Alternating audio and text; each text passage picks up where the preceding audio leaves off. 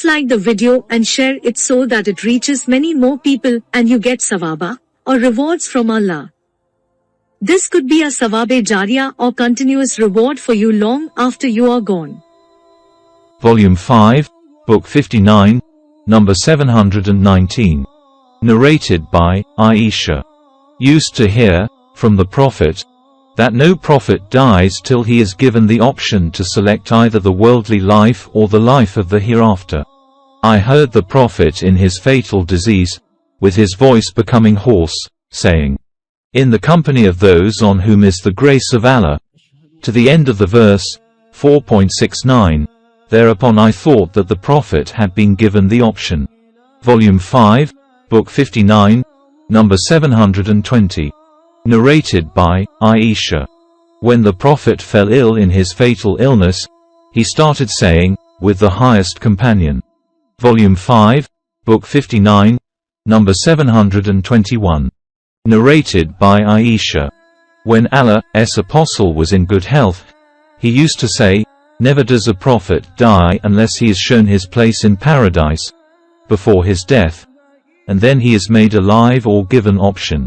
When the Prophet became ill and his last moments came while his head was on my thigh, he became unconscious, and when he came to his senses, he looked towards the roof of the house and then said, "O Allah, please let me be with the highest companion."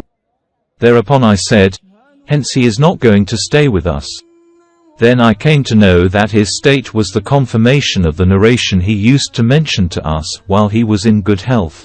Volume 5, Book 59, number 722. Narrated by Aisha. Abdurrahman bin Abu Bakr entered upon the Prophet while I was supporting the Prophet on my chest. Abdurrahman had a fresh sawak then and he was cleaning his teeth with it. Allah's apostle looked at it. So I took the sawak, cut it, chewed it with my teeth, shook it and made it soft, with water, and then gave it to the Prophet who cleaned his teeth with it. I had never seen Allah's apostle cleaning his teeth in a better way. After finishing the brushing of his teeth, he lifted his hand or his finger and said thrice, "O Allah, let me be with the highest companions," and then died. Aisha used to say, "He died while his head was resting between my chest and chin." Volume 5, Book 59, number 723. Narrated by Aisha. Whenever Allah's apostle became ill, he used to recite the Muawwidatan and blow his breath over himself, after their recitation, and rubbed his hands over his body. So when he was afflicted with his fatal illness, I started reciting the Muawwidatan and blowing my breath over him as he used to blow and made the hand of the Prophet pass over his body. Volume 5, Book 59, number 724. Narrated by Aisha. I heard the Prophet and listened to him before his death while he was leaning his back on me and saying, "O Allah, forgive me, and bestow your mercy on me, and let me meet the companions."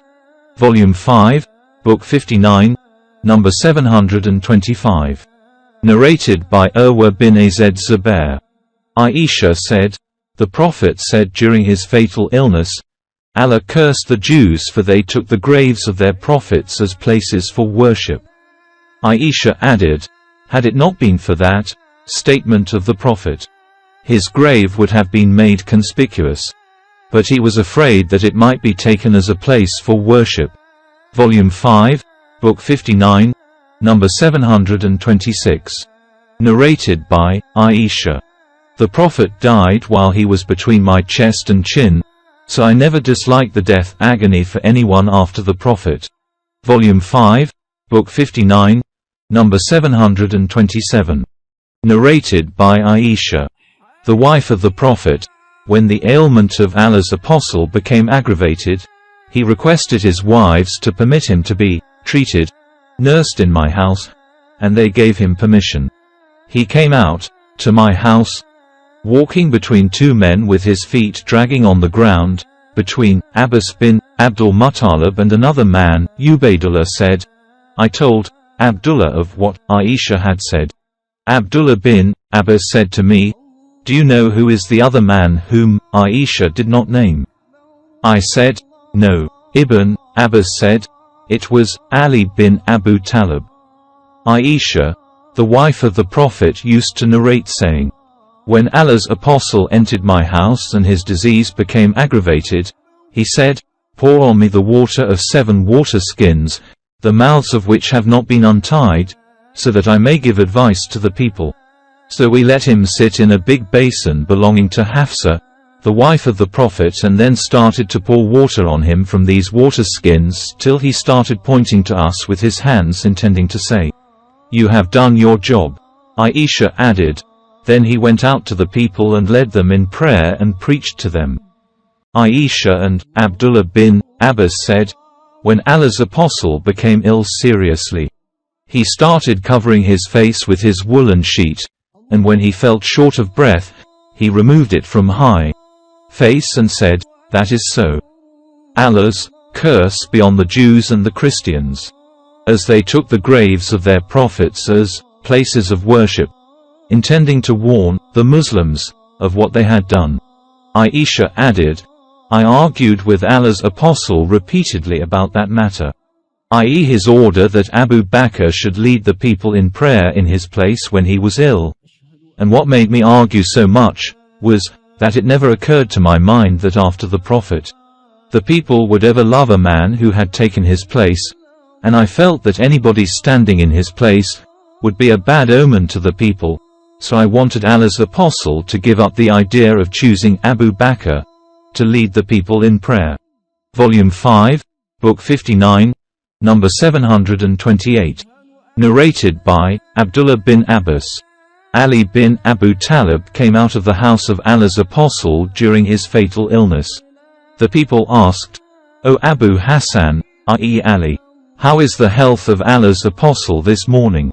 Ali replied, "He has recovered with the grace of Allah." Abbas bin Abdul Muttalib held him by the hand and said to him, "In 3 days you, by Allah, will be ruled by somebody else, and by Allah, I feel that Allah's apostle will die from this ailment of his, for I know how the faces of the offspring of Abdul Muttalib look at the time of their death. So let us go to Allah's apostle and ask him who will take over the caliphate.